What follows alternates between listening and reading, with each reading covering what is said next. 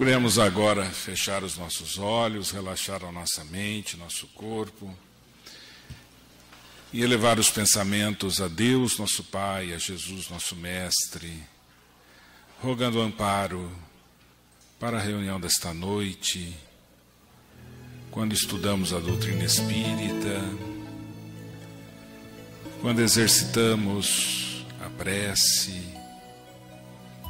a doação anônima de nossas melhores energias endereçadas a todos aqueles com quem nós temos um relacionamento, na família, no trabalho, e mesmo todos que estão internados nos hospitais de nossa cidade. Nesse exercício da prece, nós fazemos uma doação consciente que visa ajudar e mostrar também o nosso grau de dedicação, de altruísmo e a prática da caridade. Queremos, Senhor Jesus, rogar o Teu amparo para esses instantes, que cada um de nós seja envolvido pela Tua paz, e pedimos em especial a presença de João Luiz dos Santos, Emília Santos, Irma Ragazzi Martins, Benedita Fernandes, tio Rolandinho, minha mãe, demais espíritos familiares, espíritos amigos, que nos acompanhem nos trabalhos desta casa, que possam fortalecer a todos e coordenar as nossas atividades. É contando com este amparo que iniciamos a nossa reunião. E que assim seja. Nós teremos inicialmente a explanação do Júnior.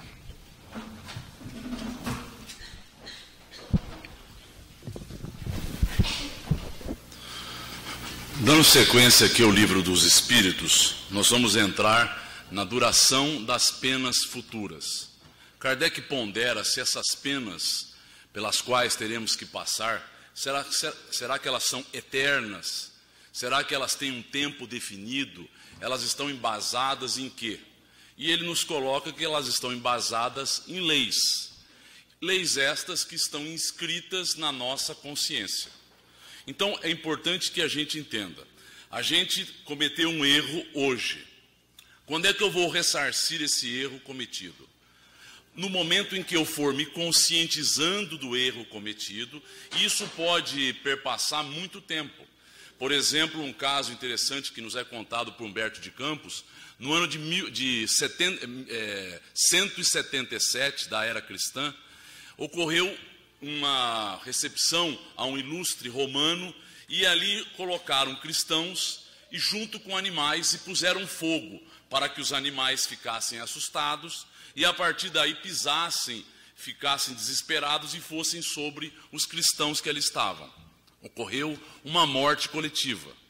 Passados 1000 e poucos anos, no ano de 1961, ou seja, quase 1800 anos depois, esses espíritos responsáveis por aquilo estavam conscientes e haviam programado agora a recapitulação de um problema. Então eles iriam passar por uma dificuldade em um circo norte-americano que esteve em Niterói, no Rio de Janeiro. E ali o que ocorre? Ocorre que começa a pegar fogo, os animais ficam desesperados e passam a subir e a envolver as criaturas.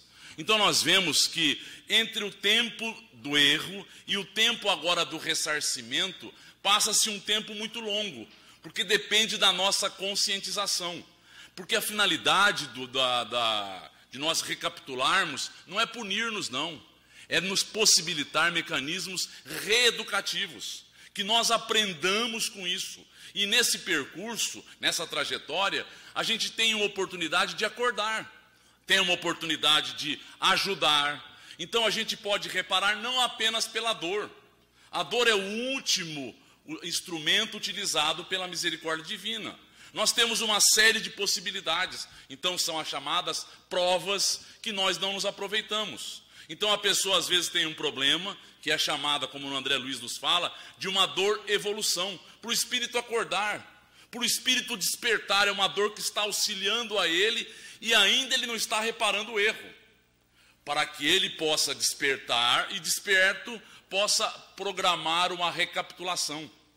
Então nós vemos que nesse processo do erro e do acerto, ou do reencontro com o nosso erro e a partir daí com o acerto, existem uma série de atenuantes, uma série de agravantes, uma série de oportunidades. Então a pena tem essa finalidade, nós recapitularmos, nós nos instruirmos, porque nós temos um compromisso com a nossa consciência.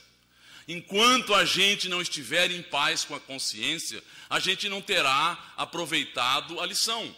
Então, veja bem, eu errei para com o outro, eu tenho que me reencontrar com esse outro. Eu influenciei pessoas, eu gerei vibrações ruins para a psicosfera do planeta, eu tenho que ressarcir tudo isso.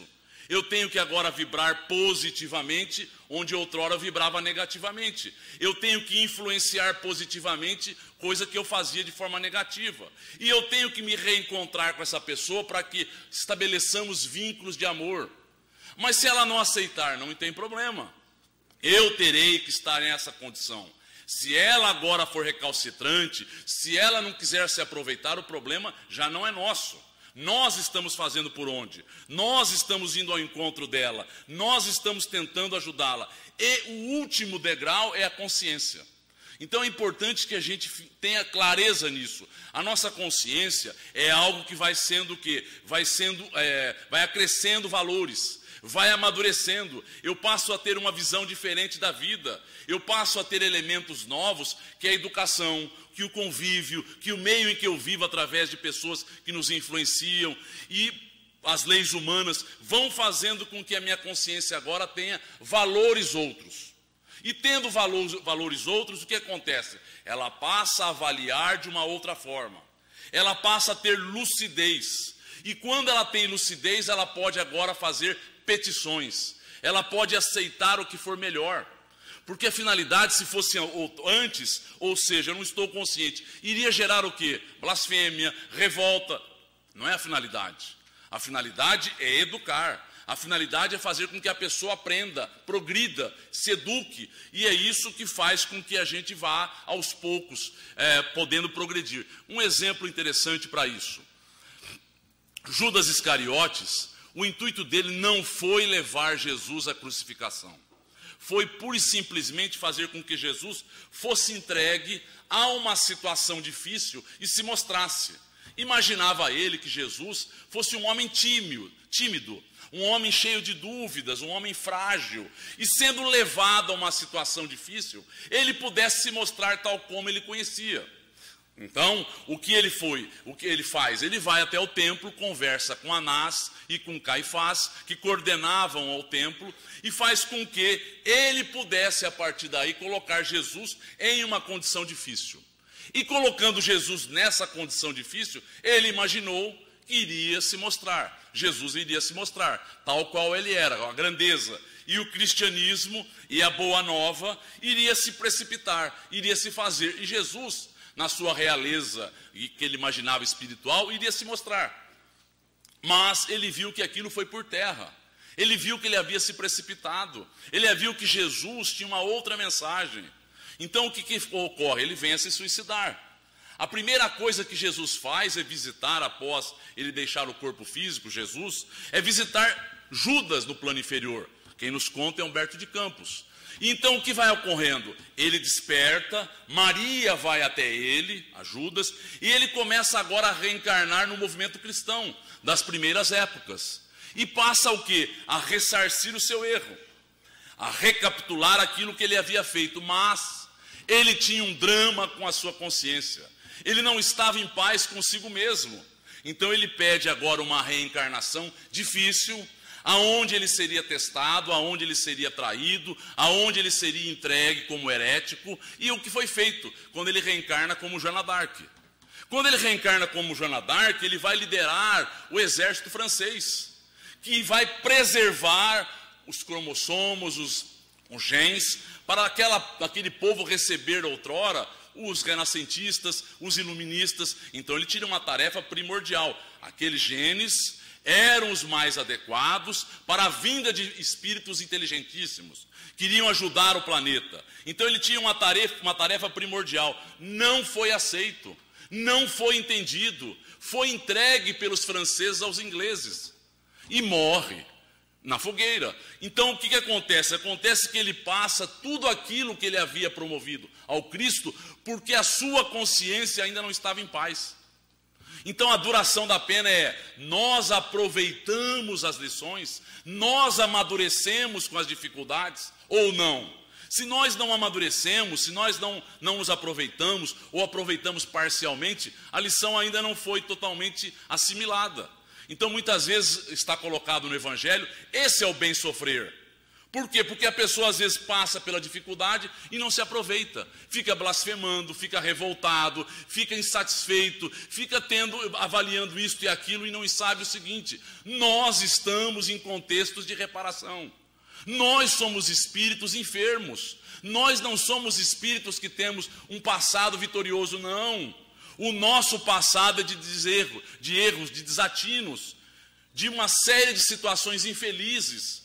E aí nós temos que ser colocados em situações que, quando nós nos conscientizamos, e é o nosso caso, nós pedimos. E aí às vezes a pessoa que vê e o que faz, ela é lúcida, ela gostaria de ser o quê? Apupada. Ela gostaria de ser reconhecida em âmbito profissional, ela gostaria de ser reconhecida no âmbito familiar, ela gostaria de ser requisitada a nível social. E isso não ocorre, gera uma insatisfação nessa criatura. E por que isso?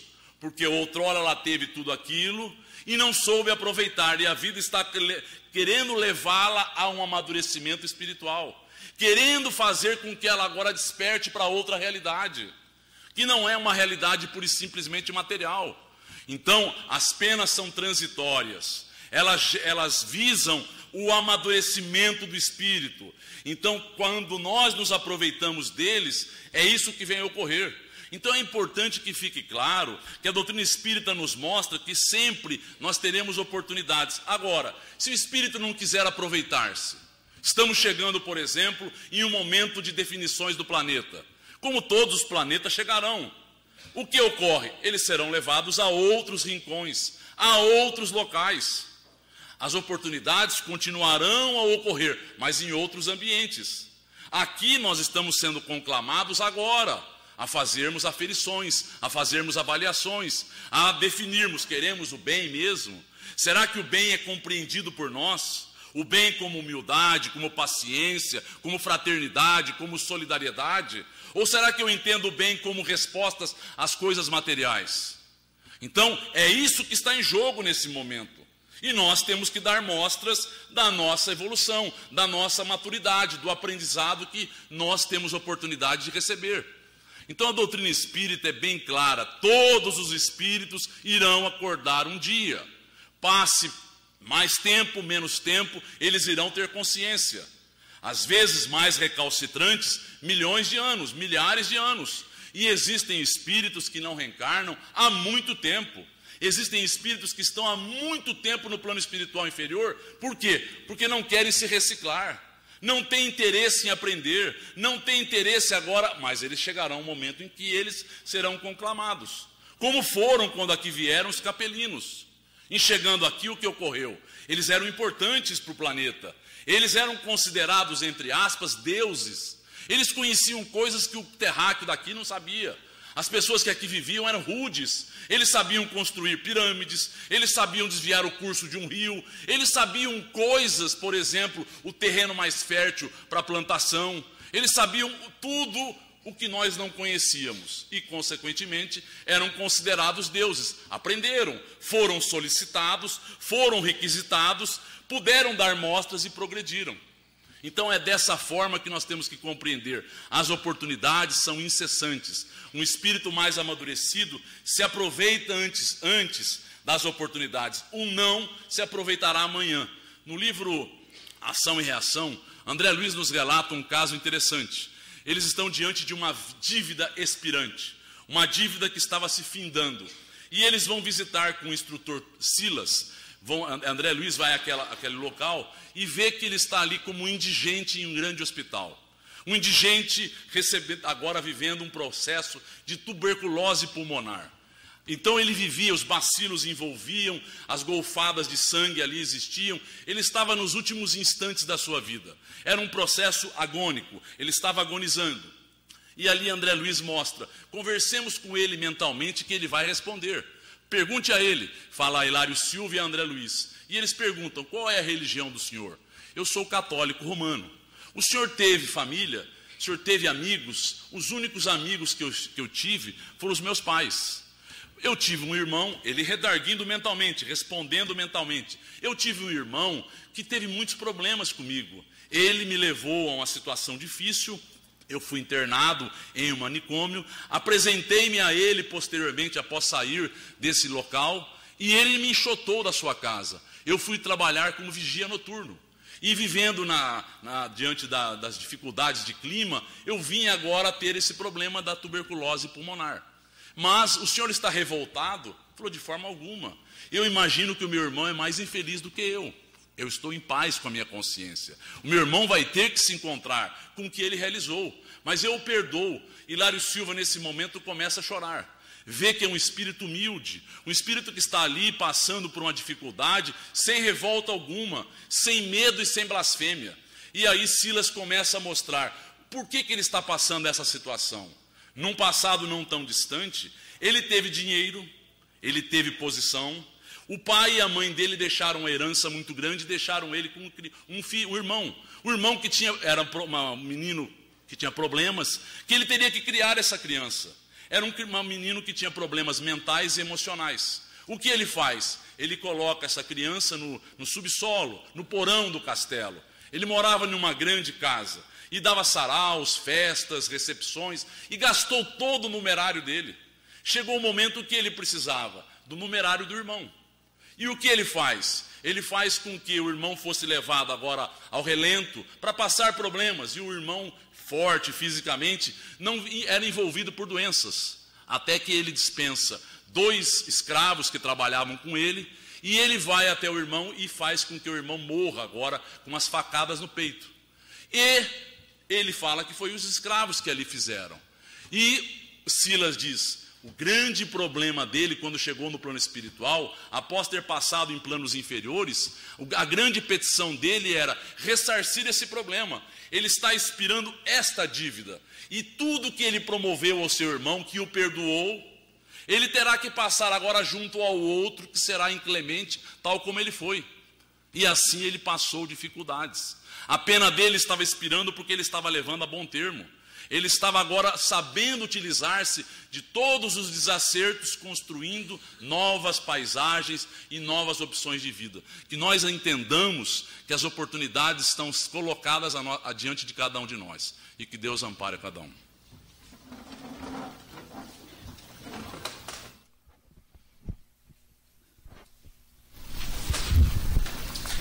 Nós estamos estudando no Evangelho segundo o Espiritismo, o capítulo Muitos os chamados e poucos os escolhidos. Na primeira parte, no primeiro dia de estudo, foi analisada a parábola das festas das núpcias, depois o item de Mateus falando sobre a porta estreita, mostrando que a porta que vai nos levar ao progresso é aquela por onde nós teremos dificuldades para ultrapassá-la. No entanto, nós temos todas as condições de fazermos isso de acordo com a condição de cada um de nós. E hoje nós vamos ver a terceira parte, que é mais uma citação de Mateus, intitulado Nem todos os que dizem Senhor, Senhor entrarão no reino dos céus.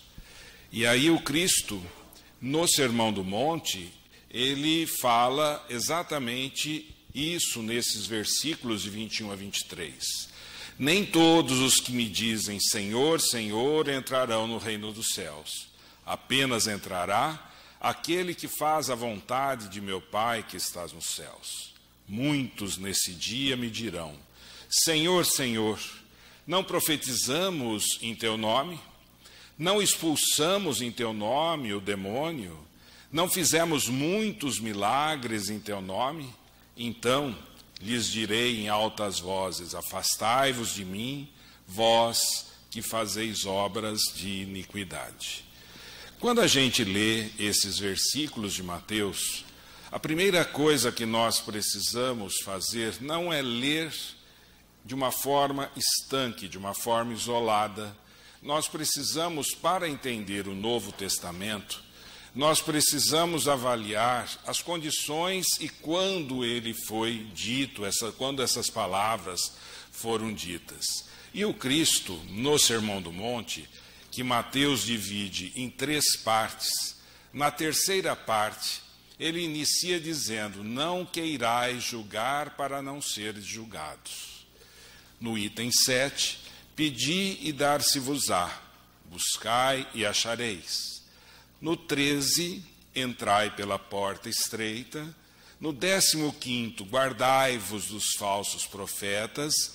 E no 17º, ele fala sobre Senhor, Senhor. Nem todo que me diz Senhor, Senhor entrará no reino de Deus. Quando nós vemos o Sermão do Monte nessa terceira parte, nós vamos ver mais um alerta, mais um esclarecimento que o Cristo estava dando para as pessoas no relacionamento que eles deveriam ter para com o próximo, na busca incessante que nós devemos ter das nossas melhoras, mas alertando sobre as dificuldades que todos deveremos ter para progredir, as dificuldades que todos deveremos ter para superar os obstáculos esses que na maioria das vezes estão dentro de nós mesmos. E nós temos dificuldades de superar esses obstáculos, porque para superá-los nós temos que, ao invés de sermos orgulhosos, nós devemos que ser humildes. Ao invés de nós compartilharmos as coisas com os outros, nós queremos entesourar as coisas egoisticamente para nós. Portanto, muitos dos erros que nós temos decorrem de nossas imperfeições morais e da maneira como nós encaramos as oportunidades que temos. Ele falava também para nós tomarmos cuidados com as pessoas, os falsos profetas, porque haverão muitos lobos vestidos com peles de cordeiro. E termina dizendo que não serão levados ou serão reconhecidos no plano espiritual as pessoas que somente bradarão o nome de Senhor, mas aqueles que realmente trabalharem. Toda essa situação ficou bastante clara em uma passagem do livro Boa Nova, de Humberto de Campos, psicografia de Francisco Cândido Xavier, onde no capítulo 4, Humberto de Campos denomina esse capítulo a família Zebedeu. E nós vamos ver que João e Tiago eram filhos de Zebedeu e Salomé. E eles foram convidados pelo Cristo se eles queriam participar das alegrias da Boa Nova. Eles ficaram alegres, felizes, estupefatos, e foram para casa e comentaram com sua mãe sobre o convite. A sua mãe, ela refletiu e começou a questionar e a fazer algumas observações íntimas, alguns questionamentos íntimos. E ela começou a pensar e refletir: será que aquele reino prometido por Jesus não estaria próximo? Será que Jesus estava falando em nome de algum príncipe? Ou seria intérprete de algum desconhecido ilustre e, neste momento, ele estava recrutando pessoas fortes e trabalhadoras? E como mãe, ela começou a pensar e achar que os seus filhos poderiam ter, naquele convite, uma grande oportunidade. E pensou também que eles poderiam ser privilegiados. E aí ela procurou o Cristo e disse: Senhor, Logo após a instituição de seu reino, eu desejaria que meus filhos se sentassem, um à tua direita e outro à tua esquerda, como as duas figuras mais nobres do teu reino.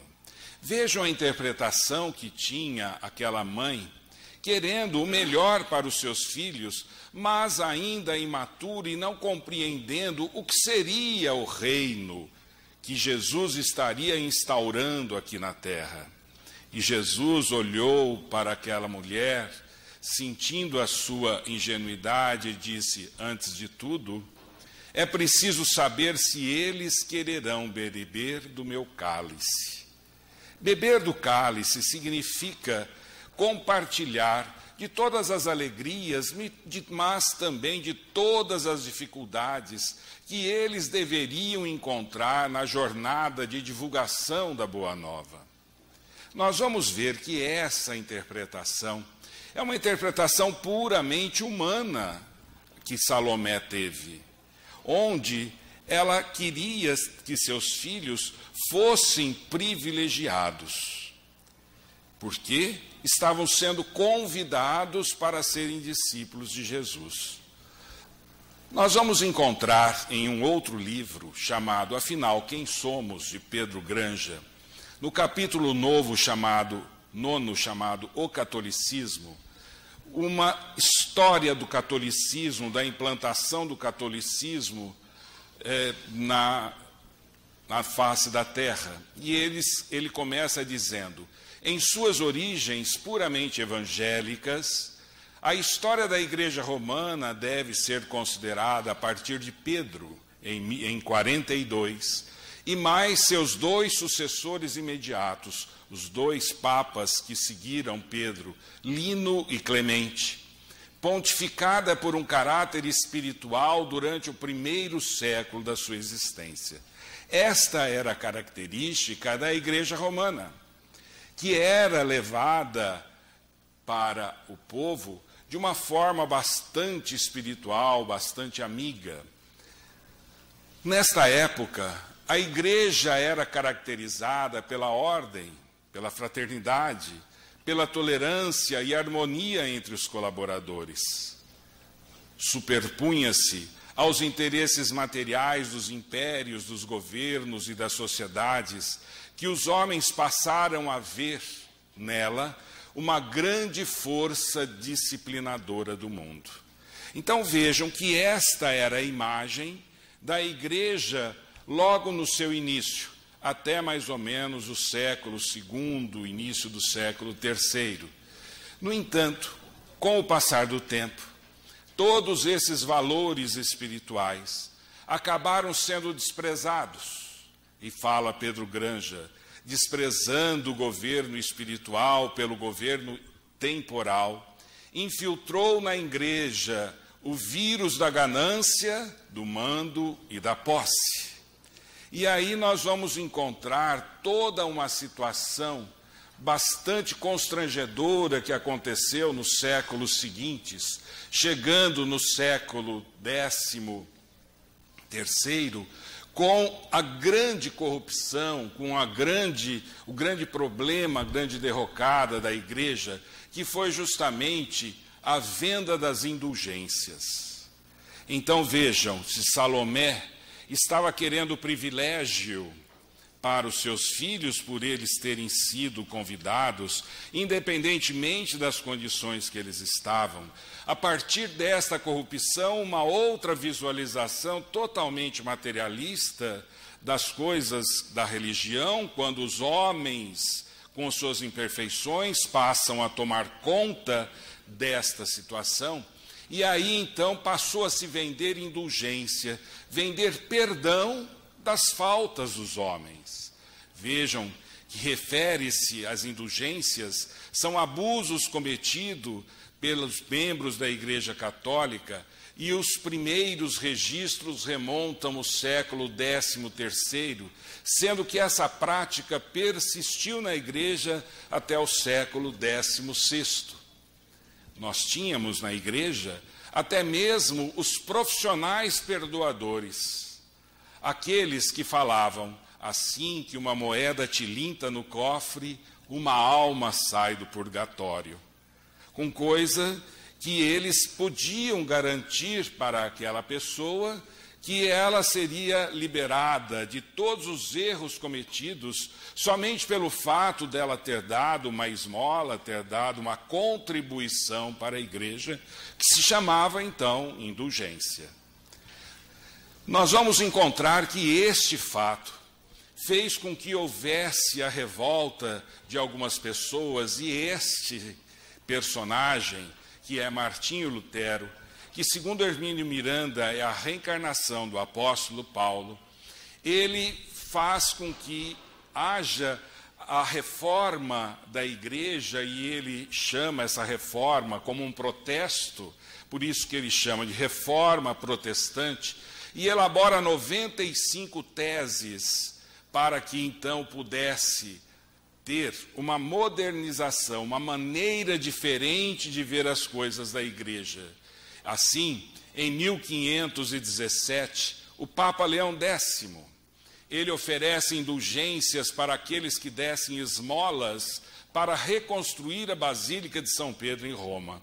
E ele autoriza algumas pessoas a divulgar isso de uma forma muito ostensiva, como, por exemplo, Johann Tetzel, um alemão, que fez uma divulgação muito agressiva desta indulgência, e isso fez com que Martinho Lutero, que era alemão, também se revoltasse com aquela situação.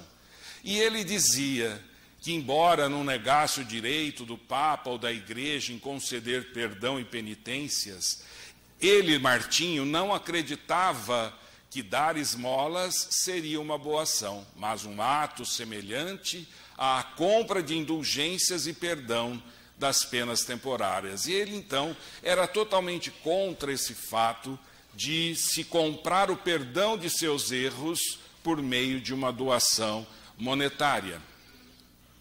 Nós vamos encontrar que em 1567, o Papa Pio V, ele fez com que todas as indulgências fossem canceladas na igreja, e inclusive qualquer que fosse a transação financeira em troca do perdão.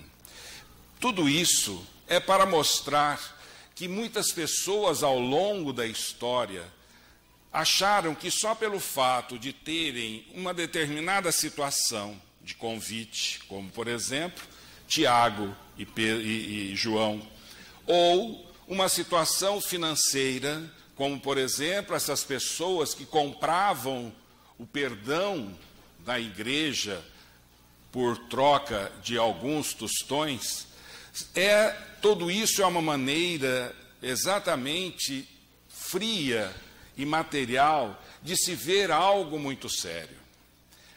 Nós vamos encontrar que a doutrina espírita, ela tem uma interpretação totalmente diferente, e aí então o que nós vamos concluir coincide muito com o que o Júnior acabou de dizer.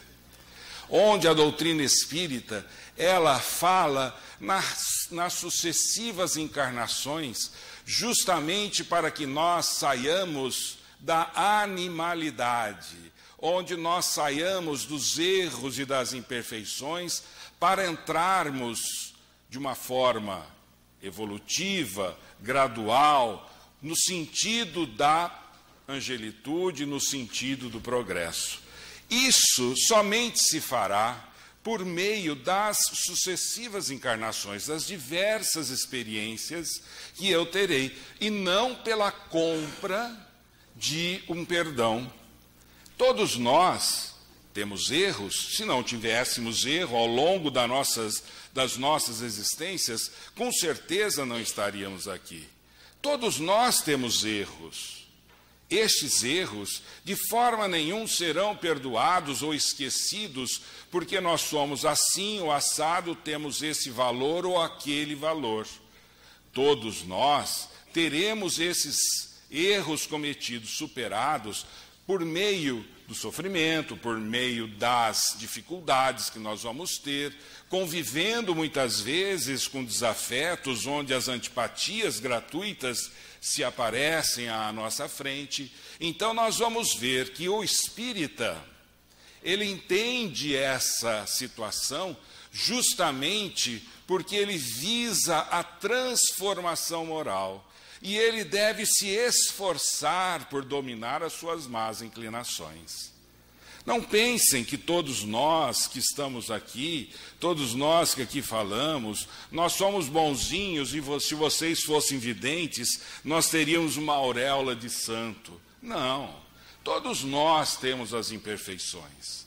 O que nós, espíritas, talvez tenhamos de maior diferencial com as outras criaturas de outras religiões, é que nós procuramos, de uma forma consciente, superar as nossas dificuldades, errar menos, ou, se possível, não errar, transformando-nos moralmente, sendo hoje melhores do que ontem e amanhã melhores do que hoje.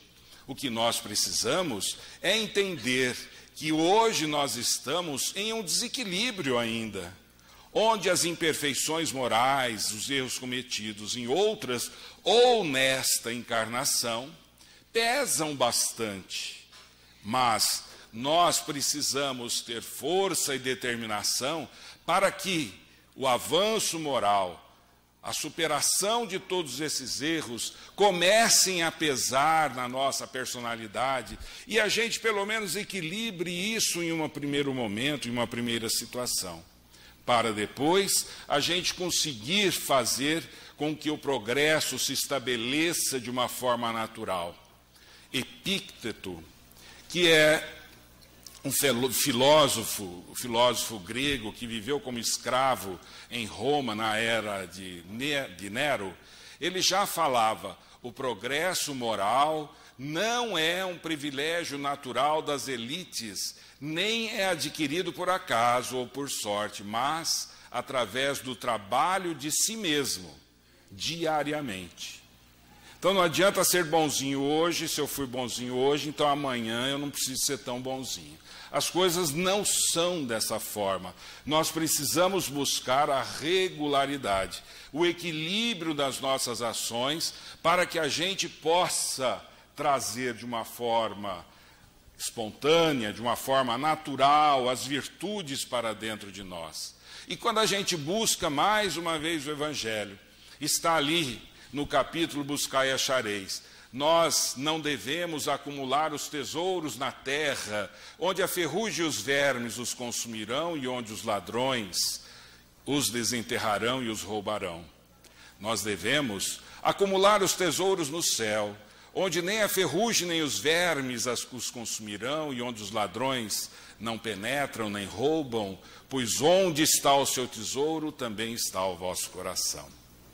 Veja que o Cristo, ele falou de uma forma sequencial, palavras, frases, para tocar o íntimo das pessoas, há 2000 anos passados. E até hoje nós vamos encontrar exatamente as pessoas cultuando as coisas materiais, se odiando, como a mídia nos mostra, esse ódio eterno que existe nos países ali do Oriente Médio. Nós vamos encontrar coisas que é impossível a gente entender se não olhar pelo prisma da reencarnação. E nós precisamos fazer com que esses tesouros do coração realmente sejam buscados por nós. É uma busca incessante pelas virtudes, é uma busca incessante pelo perdão, pelo amor ao próximo. E amor ao próximo significa que nós devemos perdoar, significa que nós devemos ser humildes, significa que nós precisamos conviver de uma forma salutar com as criaturas, fazendo com que elas tenham oportunidades criadas por nós ou oportunidades que nós podemos esclarecê-las e alertá-las para que elas visualizem, mas nós precisamos oferecer isso, e isso é uma forma de esclarecimento, uma forma de contribuição que o espírita pode dar, porque ele tem esta visualização diferente. E nós vamos encontrar dentro dos líderes da doutrina espírita todas essas dificuldades, esses momentos difíceis na vida de todos.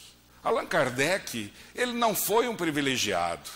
Bezerra de Menezes, Eurípides Barçanufo, Francisco Cândido Xavier, até processado foi. Carba Schutel, Benedito Fernandes, aqui na nossa vizinha cidade, a Dona Linda, em Birigui. Todos eles tiveram dificuldades. Todos eles falavam, Senhor, Senhor. Mas eles ostentavam o trabalho em suas vidas. Eles mostravam caminhos diferentes, onde as pessoas poderiam trilhar e poderiam conseguir uma maior felicidade. Pessoas que trabalharam e que muitas vezes substituíram dias, noites, que poderiam ser aplicadas de outra forma em favor do próximo.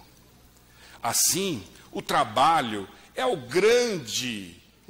grande ferramenta que nós temos para superar os erros do passado.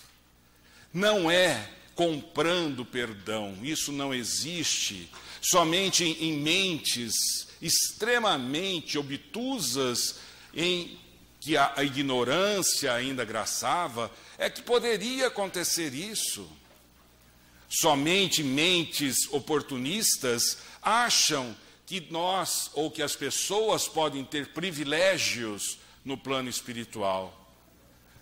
Nós vamos encontrar essas criaturas, por todo o trabalho que eles desenvolveram, eles deixaram um nome, deixaram um rastro a ser seguido, que é a melhor coisa que nós podemos deixar para os outros, um caminho a ser seguido para que a gente encontre a felicidade. E para finalizar, nós precisamos entender que tudo na vida exige trabalho. Tudo na vida exige um determinado sofrimento, uma determinada dedicação. Emmanuel nos fala que nós vamos ver os dissabores presentes, os reveses na vida de todos. No entanto, o pão que nós consumimos é o resumo de inúmeras obrigações que começaram no solo, no cultivo do trigo.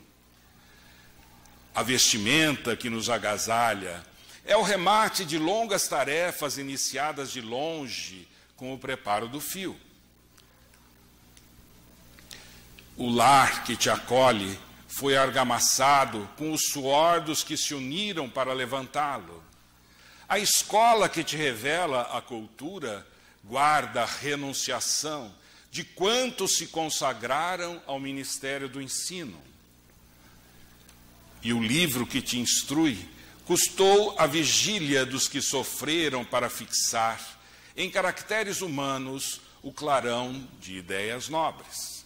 Em tudo nós vemos o trabalho, em tudo nós vemos a superação, em tudo nós vemos que o progresso pode ser alcançado, a superação dos erros podem ser alcançadas, mas nunca pela indulgência, nunca pelo privilégio, mas pela determinação, pela dedicação que nós vamos ter. O remédio que nos alivia as dores é o produto de atividades conjugadas de muitas pessoas. E nós, se aspiramos à realização de um alto destino, nós não devemos esquecer de lutar a fim de obtê-lo. Na forja da vida, nada se faz sem trabalho e nada se consegue de bom sem o apoio no próprio sacrifício. E aqui nós vemos Alpes. Se eu quero, na sombra deste vale, exaltar o topo do monte apenas, basta que eu fique estagnado na sombra, olhando para cima e exaltando a beleza da neve no cume do monte. Mas, se eu me disponho a comungar o sol lá no alto do monte, será preciso usar a cabeça, sentir a própria alma, mover os pés e agir com as próprias mãos. Isso significa trabalhar. Isso significa progresso. Isso significa superação. Assim, muitos serão chamados. Uma população imensa está sendo chamada a todos os momentos. No entanto, poucos serão os escolhidos. Que nós possamos fazer parte desse grupo de trabalhadores e merecermos não somente o convite, mas também a seleção. Que todos tenham muita paz.